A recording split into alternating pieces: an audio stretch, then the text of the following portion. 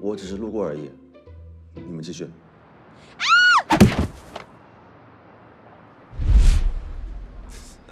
小心！疼！小心！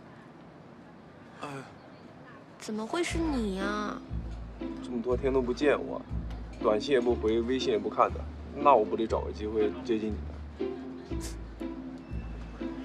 聪明，我都已经跟前女友一刀两断了，你怎么还不理我啊？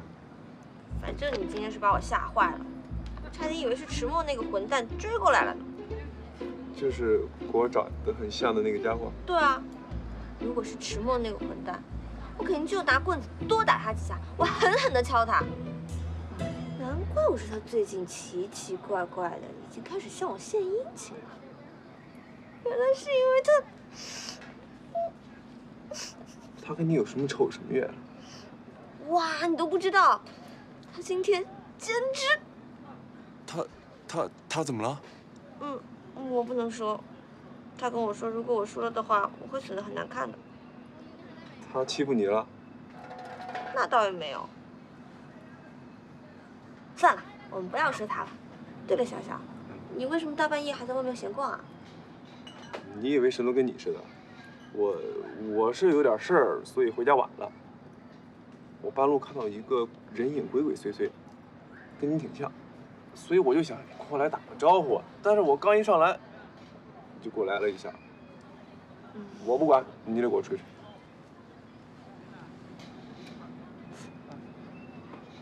对不起了，对不起了。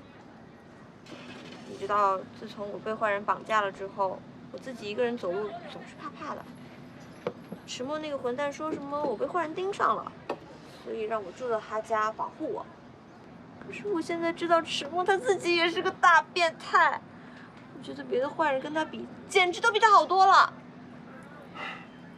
要不是为了你的安全起见，我早就劝你离开那个变态家了。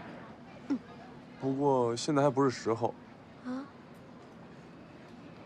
直到我有能力保护你之前，聪明，就委屈你先待在他家。我觉得出于保护证人，他也不会伤害你的。你怎么知道？我也不是很清楚。哦，对了，叮，这是什么啊？这个啊，你随身带着。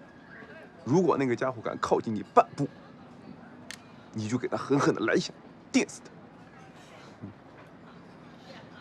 哦，对了，我告诉你啊，以后这么晚了，不准一个人在外面，听到没？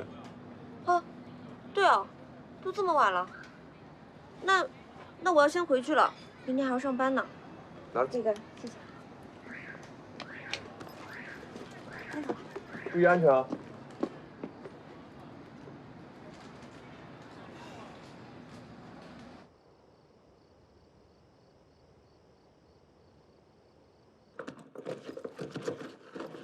你偷偷摸摸在这干什么？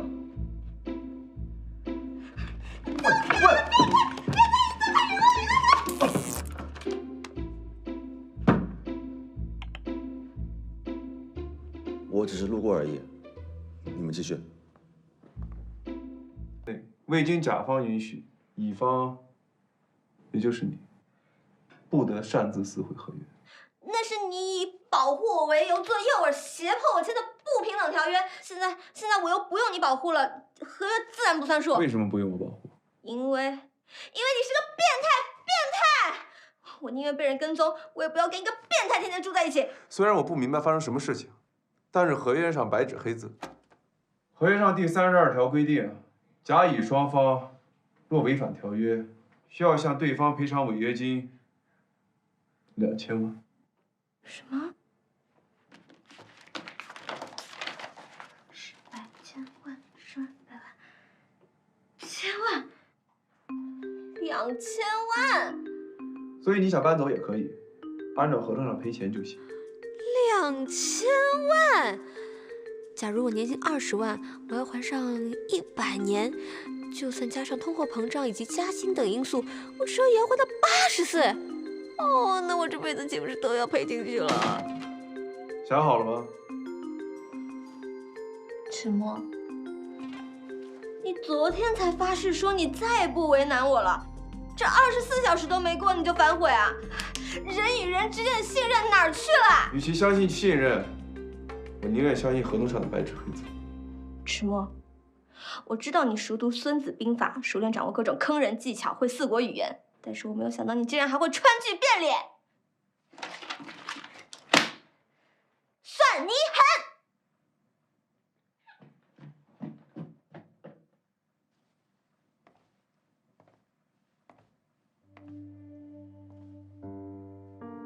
这跟精神病没有关系，它是你释放消极情绪的一个容器，你的一举一动随时都可能影响到它。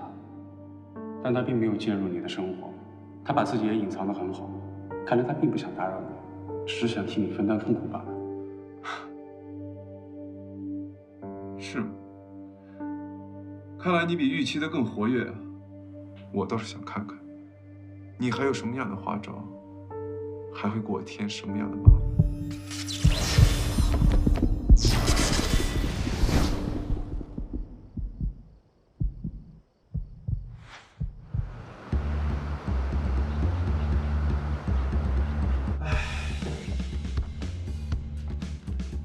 迟墨啊，迟墨，真的是不好意思。今年的流星雨的周期比往年的更长，所以我活动的时间也顺带延长了。进来。老板，这有一份合同需要您签一下。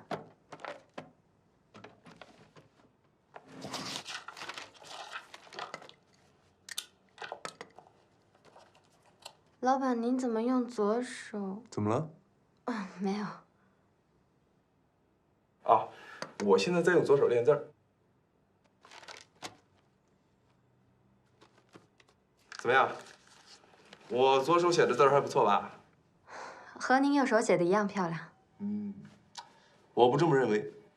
我觉得我左手写的字更加的洒脱，而且富有自由的灵魂。您说的话真深奥。